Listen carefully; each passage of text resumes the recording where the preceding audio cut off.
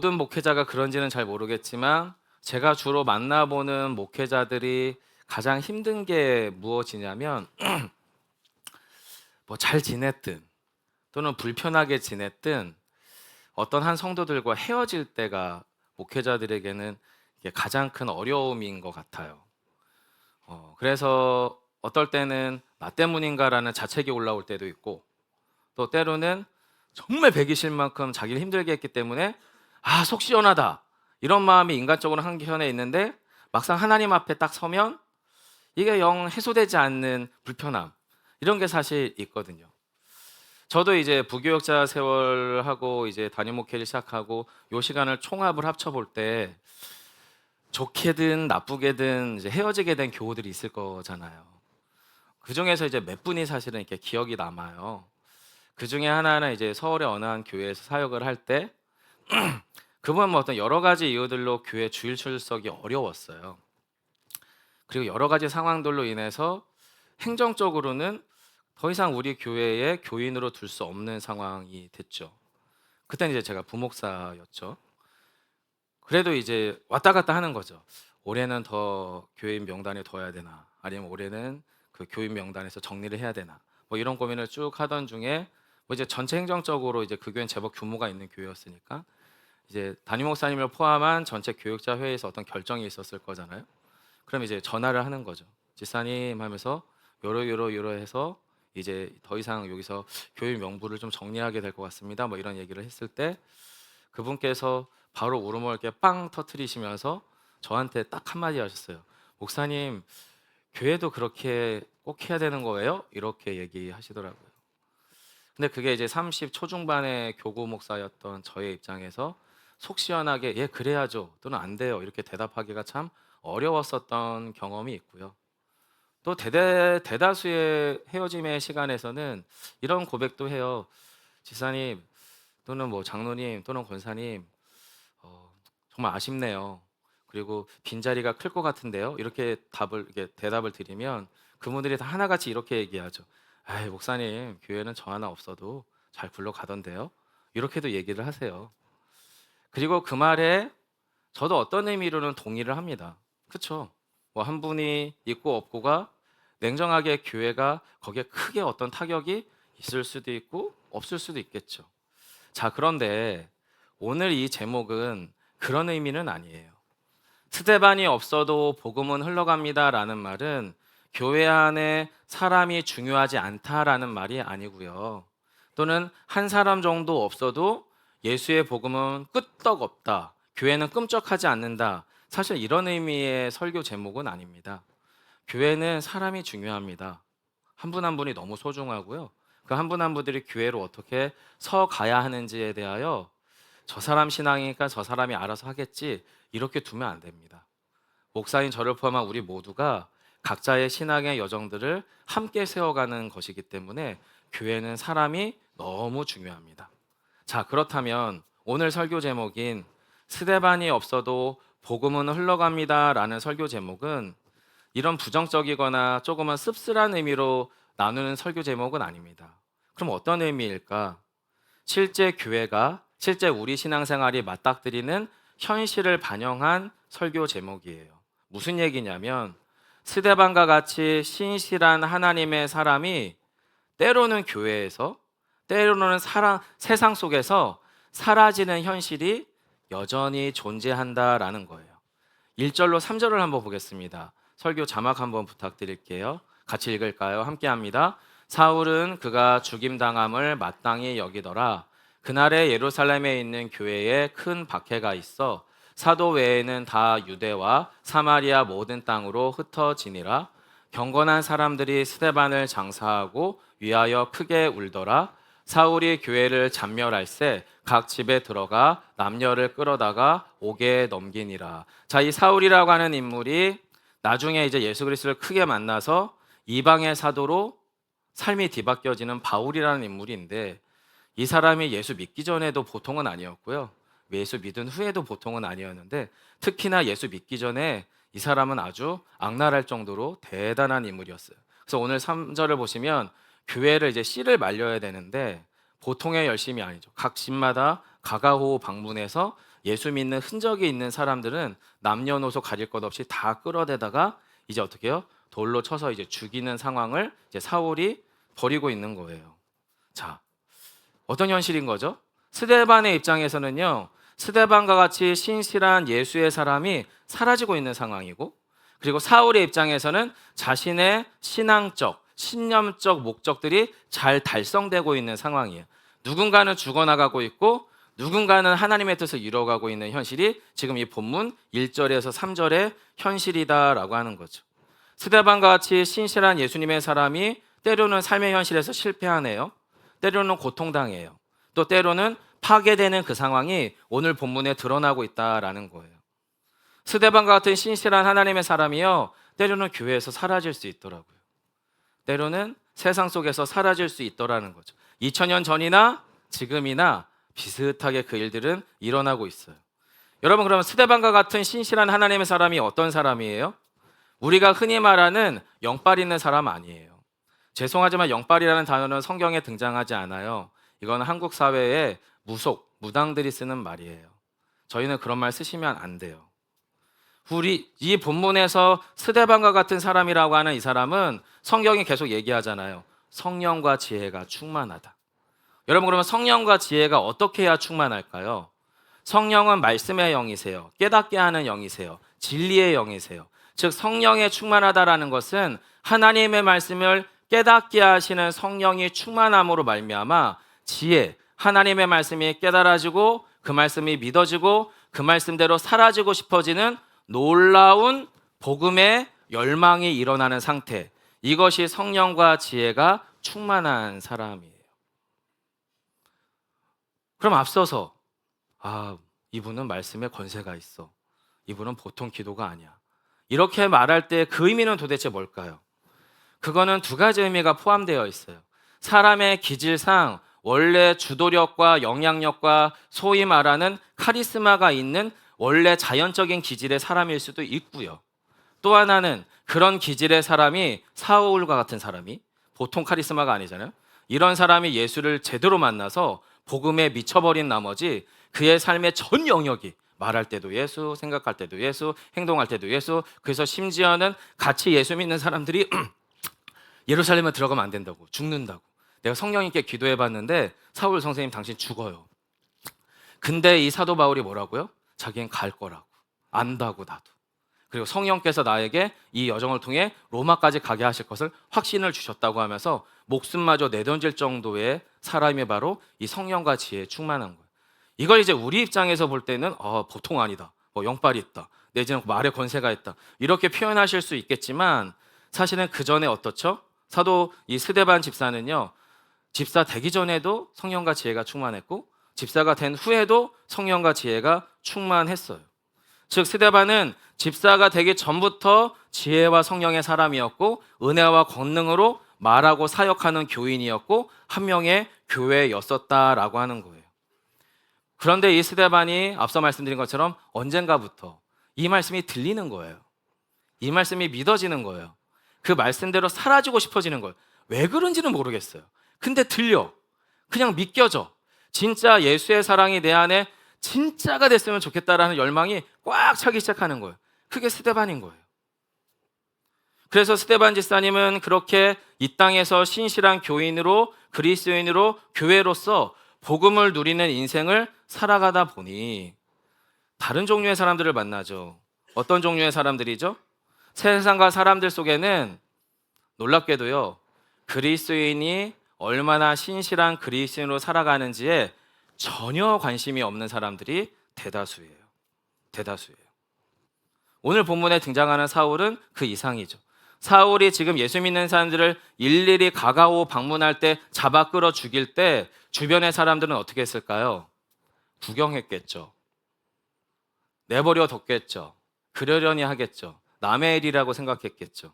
즉 세상을 살아가는 다수의 사람들은 신실한 그리스도인의 삶에 대하여 전혀 관심이 없습니다. 이상한 일이 아니에요. 그게 지금 정상이라고 지금 이 본문이 이야기하는 거예요. 자, 대다수가 관심이 없어요. 그리스도인이 얼마나 신실하게 살아가는지. 그런데 게다가 그런 사람들 중에서는 또 사울과 같은 특정한 종류의 사람들이 있어요. 이 사람들은 어떤 사람들이냐면 관심이 많아도 너무 많아. 어떻게 많은 거죠? 예수 믿는 사람들이 불편해. 꺼리 껴져. 싫어. 없었으면 좋겠어. 내지는 그들이 그럴싸하게 신실한 척하는 게 너무너무 역겨워. 그러니까 이런 사람들을 어떻게든 흔들어 보고 싶은 마음에 충동에 사로잡힌 사람들도 종종 있는 거예요. 그래서 본문의 사울은요, 특정한 사람들, 예수를 믿는 예수의 사람들과 항상 갈등해요. 항상 대척점에 서요. 심지어 그들의 삶을 파괴하고 목숨을 빼앗는 것이 전혀 이상한 일이 아니에요. 자, 그러면 질문해 봐야 돼요, 성도 여러분. 왜 그랬을까, 이 사울이? 또 사울이 이럴 때 왜 대다수의 사람들은 침묵하고 있었을까? 또 사울은 도대체 무슨 정신으로 그러고 있을까? 여러분, 사울을 포함한 사울을 추종하는 사람들이 틀려서였을까요? 틀림에도 불구하고 나의 이익을 위해서 그러고 있었을까요? 아닙니다. 그 시대에 예수님 시대 때 초대교회 때 사울과 사울을 추종하는 사람들의 이 생각과 행동은 틀리지 않았습니다. 틀리지 않았어요. 예수님 시대 때는 오히려 이게 정당했습니다. 오히려 그들은 틀리지 않았어요. 더 정당했어요. 왜냐하면 그것이야말로 그들이 생각했던 하나님의 질서였거든요. 이게 하나님의 뜻이었거든요. 그걸 확신하는 다수의 그룹 안에서 사울은 조금 더 적극적으로 노골적으로 활동하고 있었을 뿐이거든요. 그렇게 확신하고 있었던 절대 다수의 사람들 속에서 세상 속에서 때마침 사울에게 어떻게 해요? 힘이 있는 거예요. 권력이 있는 거예요. 사람들을 부릴 수 있는 능력이 있는 거예요. 심지어 이 사람들을 죽여도 아무도 자기한테 잘못됐다고 말할 사람이 없는 거예요. 한마디로 스데반 집사가 주 예수 그리스도의 복음에 대해서 열망에 사로잡힌 성령과 지혜가 충만한 사람이 맞죠? 근데 세상에는요, 스데반 집사와 같이 예수의 복음의 열망에 사로잡힌 사람 이상으로 그들이 가진 열망의 몇 배, 몇십 배, 몇천 배의 열망을 가지고 그 열망에 사로잡혀 있는 사람들이 많아요.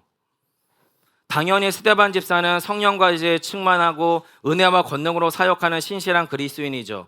하지만 스데반 집사 이상의 열망을 사로잡힌 사울은 도무지 허물 수 없는 자기 독성과 자기 독선 안에서 예수 믿는 사람은 틀렸어라고 하는 배타적인 공격성을 띤 사람이에요. 이게 절대적인 하나님의 뜻이라고 확신하는 사람이죠. 이걸 누가 설득해요? 아무도 설득 못하죠. 근데 그렇게 말하고 행동하는데 사람들은 가만히 있어. 왜냐하면 다 옳다고 믿고 있거든. 공포스러운 일이죠. 예수 믿는 사람들을 죽이려고 하는 자기 의지가 곧 하나님의 뜻이라고 확신하는 사람이에요. 근데 그 사람이 마음껏 그런 행동을 해도 가로막을 수 없는 세상이죠. 정말 무섭고 공포스러운 일입니다. 사울에게는 다른 복음이 들어있어요. 다른 영적 질서가 있죠. 여러분, 이 사건이 2000년 전만의 사건일까요? 아니요. 기독교 뉴스를 보세요. 네이버 같은 데 검색해 보세요. 오늘날도 예수 믿는 이유들 때문에 일방적인 학살과 살해를 당하는 일들이 있냐라고 쳐보세요. 많아요. 많아요. 아프리카에도 일부 아시아권 안에서도 대략 1억 5천만 명이라고 하는 그리스도인이 내가 예수를 믿는다는 이유 때문에 이 교회당 안에 폭탄이 들어오고 기관총이 막 남발돼서 아이들이 죽어나가는 현실이 지금 이 대한민국 넘어 다른 지구촌 안에서 지금도 일어나는 비극이에요. 그들이 틀려서일까요? 아니요, 그들은 틀렸다고 총을 쏘는 게 아닙니다. 그들은 틀렸다고 예수 믿는 사람들을 그렇게 일방적 학살을 하고 테러를 하는 게 아닙니다. 그게 하나님의 뜻이고 그게 신의 뜻이고 그게 옳다고 확신하고 있기 때문에 그렇습니다. 성도 여러분, 다른 복음, 다른 영적 질서가 우리의 내면을 지배할 때 일어나는 비극이 이런 거예요. 아주 극단적인 예이긴 하죠. 하지만 우리 삶에는 예수의 복음이 아닌 다른 복음이 진리로 둔갑하는 경우가 너무나 많아요. 목사님 아무리 그렇게 설교해도 세상은 돈을 중심으로 돌아가죠. 힘 있는 사람들을 중심으로 돌아가죠. 아무리 우리가 예수 믿고 열심히 기도해도 결국에 그거 우리 잘 되자고 기도하는 거잖아요. 내 성공 위해서 기도하는 거잖아요. 그게 자기 욕망을 가지고 자기 신념을 가지고 예수의 복음을 사용하는 것과 뭐가 달라요? 라고 말씀하시는 경우가 있어요. 그리고 그런 세상에 절대 다수와 특정한 사울과 같은 사람들을 통해서 그 질서와 세상 속에서는 스데반과 같은 사람들이 어떻게 해요? 사라질 수 있어요. 자, 그런데 성도 여러분, 더 놀라운 현실은 무엇인지 압니까? 분명히 스데반은 지금 없거든요. 예루살렘 한복판에서 돌을 맞아 죽었기 때문에, 순교했기 때문에 스데반은 사라졌거든요. 그런데 더 놀라운 것은 스데반은 없는데 스데반 같은 사람이 또 나타나요. 또 나타나요. 세상에는 스데반이 없어지고 스데반 2가 없어지고 스데반 1, 2, 3, 10이 없어져도 또 다른 스데반이 다시 나타난다는 거예요. 결국엔 어떻게 되죠? 스데반은 없어도 복음은 흘러갑니다. 왜냐하면 오늘 본문에도 보시면 스데반과 함께 같은 시간에 같은 장소에서 집사직분을 받으셨던 빌립이라고 하는 사람이 딱 스데반같이 살아요. 스데반같이. 4절로 6절입니다. 같이 한번 읽어주시겠어요? 4절로 6절 함께 하겠습니다. 시작. 빌립이 사마리아 성에 내려가 백성에게 전파하니 무리가 빌립의 말도 듣고 행하는 표적도 보고 한 마음으로 그가 하는 말을 따르더라. 아멘. 처음 시작은 더 이상 예루살렘에서 못 살아남겠다. 예수 믿는 것 때문에 언제 죽을지 몰라서 도저히 여긴 못 살겠다. 도망가자. 해서 사람들이 사도를 제외한 모든 그리스도인들이 각 지역으로 뿔뿔이 바퀴벌레가 마치 불 켜지면 파라락 하고 숨듯이 다 흩어져 버리는 거예요. 자, 그런데 때마침 이 빌립이라고 하는 사람은 어디를 갔냐면 사마리아에 간 거예요. 사마리아. 그리고 이 사마리아에서 이미 예루살렘 성에서 예루살렘에 있는 유대 사람들을 만날 때 전하던 예수의 복음 있는 그대로를 지역만 바꿨어. 사람만 바뀌었어. 사마리아라는 지역에서 사마리 사람들에게 이름이 똑같네요. 그죠? 네. 사마리아 성에서 사마리 사람들에게 예수 얘기를 하는 거예요. 예수 이야기를. 그러자 어떤 일이 일어나는 거죠? 이 사마리아 성에서 놀라운 예수 복음의 부흥이 일어나는 거예요. 여러분, 어떻게 이렇게 스데반과 똑같죠? 빌립의 말도 성령과 지혜가 충만한 가운데서 말하네요. 그리고 빌립도 은혜와 권능으로 사역하네요. 그리고 신실한 빌립 집사의 사역 속에서 똑같은 종류의 또 다른 스데반이 또 다른 빌립이 다시 세워지고 있는 거예요. 더 놀라운 것은 그들이 예루살렘에서 더 이상 복음을 전할 수 없게 되자 그들의 지역이 넓어지는데 어디까지 넓어지냐면 사마리아까지 넓어지는 거예요. 이게 우리에겐 아무런 일이 아닌 것처럼 보일 수 있겠지만요, 유대 사람들에게는 문화 충격입니다. 이건 거의 사마리아로 들어가는 것은 죽자 들어가는 것 같은 심정이죠. 왜 그렇죠? 사마리아 땅에 살아가는 반유대인, 피가 섞여버린 소위 튀기라고 부르지 않습니까? 혼혈이라고 부르잖아요. 유대인들과 이방민족의 피가 섞여 있는 사마리아 땅의 유대인들은 유대인들이 볼 때는 유대인이 아닙니다. 유대인이 아니에요.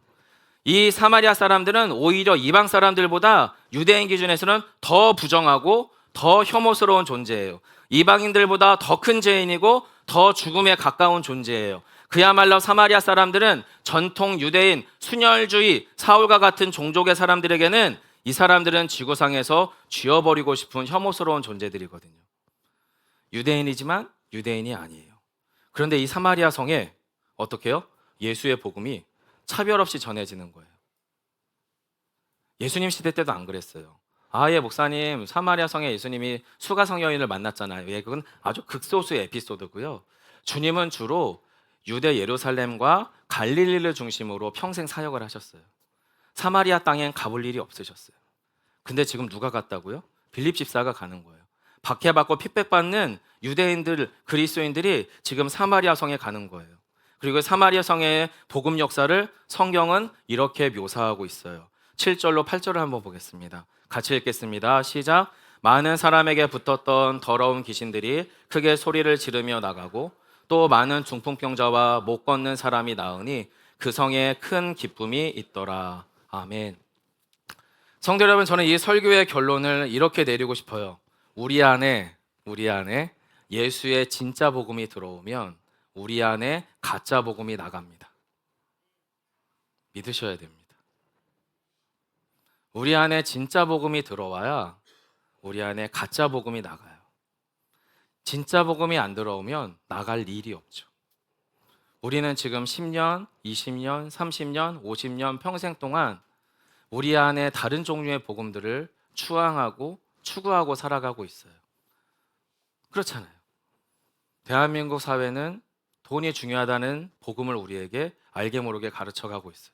학벌도 중요하고 인맥도 중요하고 경험도 중요하고 성공도 중요하고 외모도 중요하고 인기도 중요하고 영향력도 중요하고 너무나 중요한 게 너무너무너무 많아가지고 예수 그리스도의 복음이 중요하다는 이거는 어디쯤에 자리해야 될지 도저히 자리를 정할 수 없을 만큼 우리 눈앞에는 복음보다 더 중요한 게 너무너무너무 많아요. 그런데 그런 저와 여러분의 인생 속에 예수의 복음이 진짜로 들어오면 이 가짜 복음들이 물러가요. 그리고 그 안에서 진짜 회복과 소망의 역사가 일어나는 거죠. 이걸 여러분 본문은 지금 이렇게 얘기하는 거예요. 예수의 복음이 들어가면 우리를 압도하고 지배하던 악하고 어두운 영적 질서가 정리된다고 말하는 거예요. 그리고 하나님의 형상이 본래의 질서대로 회복된다고 얘기하는 거예요. 2000년 전에 복음의 사건들은 귀신을 이기는 역사로밖에 안 보여지죠. 이걸 어떻게 설명하겠어요? 못 고치는 질병도 귀신 들린 거고, 장애가 되고 몸이 불편해지는 사건 사고도 다 귀신의 역사고, 우리의 지적 세계를 넘어선 모든 현장들은 다 영적 현상들인 거죠. 예수님 시대 사람들은 그렇게밖에 의식할 수밖에 없었어요.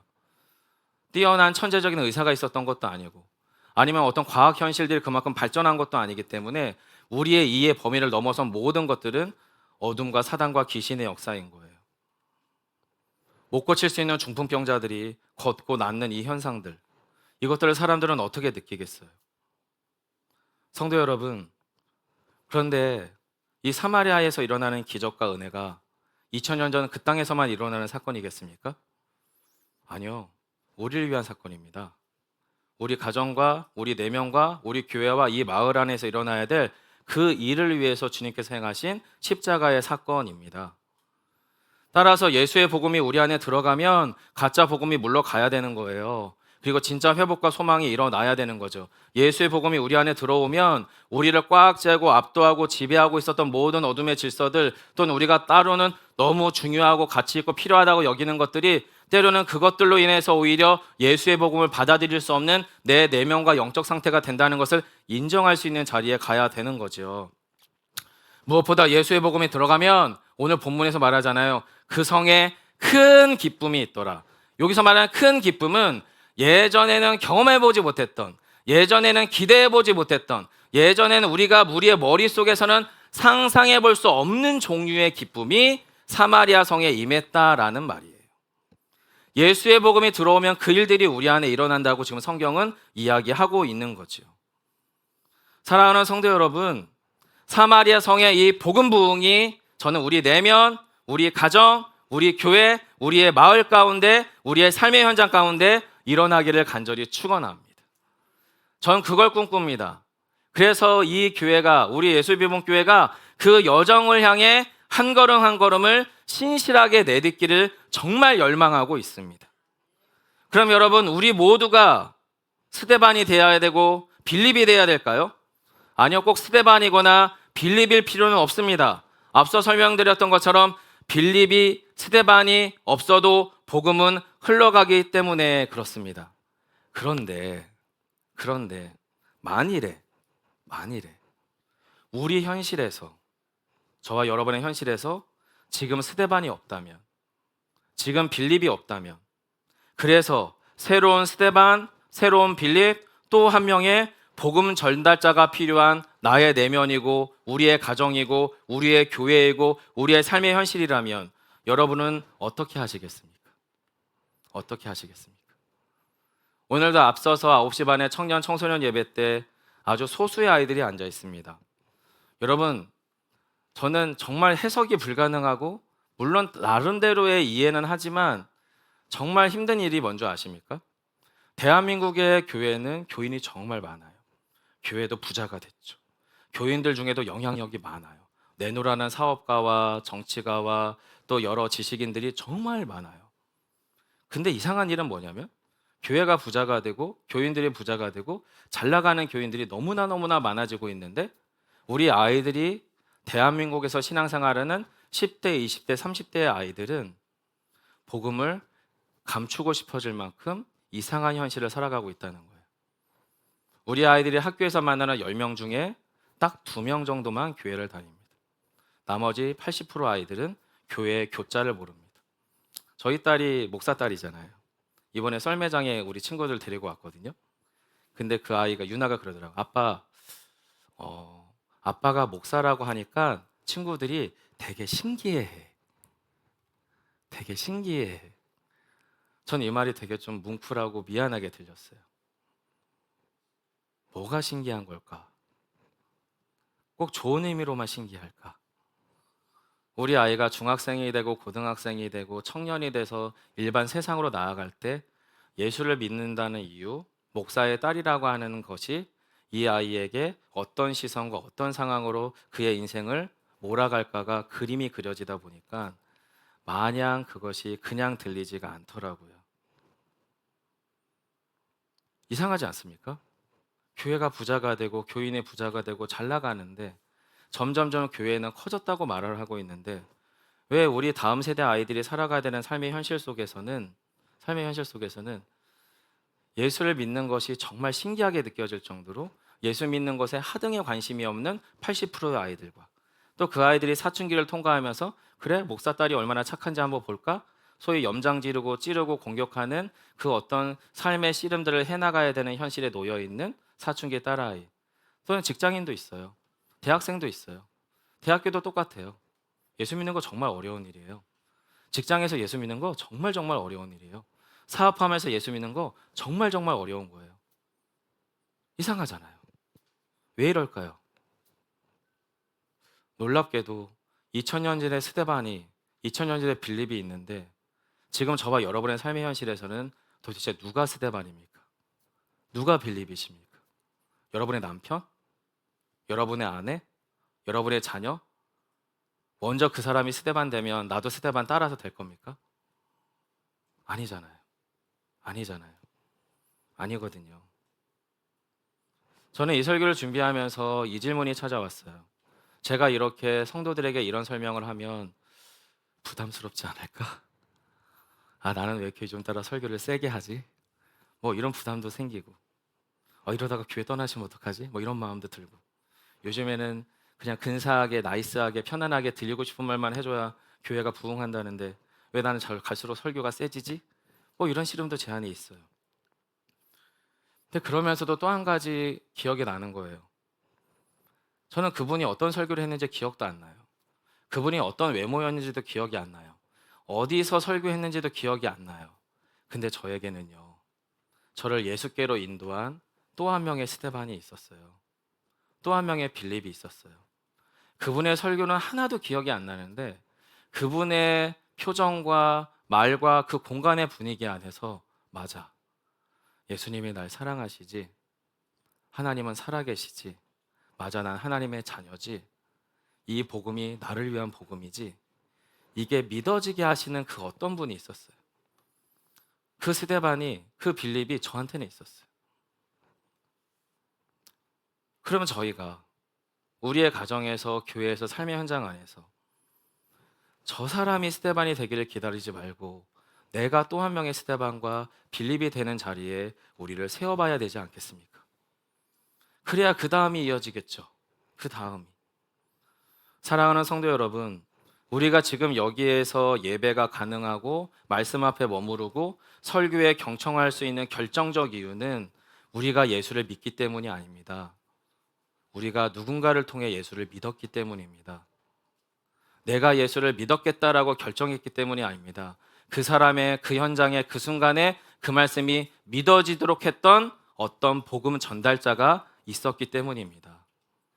그 방식이 때로는 과거에 소위 말하는 영빨이니 기도 은혜니 뭐 어떤 방법이든 좋습니다. 그게 나쁘다 틀리다를 강론하지 마시고 어떤 방법으로든 내 안에 예수가 세게 들어온 그 경험은 누군가를 통해 일어난 일입니다. 그러면 결국에 우리에게도 똑같아요. 우리는 우리의 가정에서, 교회에서 삶의 현장과 우리의 현장에서 누군가의 스데반이 돼야 됩니다. 누군가의 빌립이 돼야 됩니다. 그래야 이 본문이 일어나는 큰 성에 큰 기쁨이 있더라라고 하는 것이 우리의 삶의 현실이 됩니다. 사랑하는 성도 여러분, 저는 그 은혜가 우리의 삶의 현실들 안에 더 충만하게 충분하게 나누어지기를 간절히 축원합니다.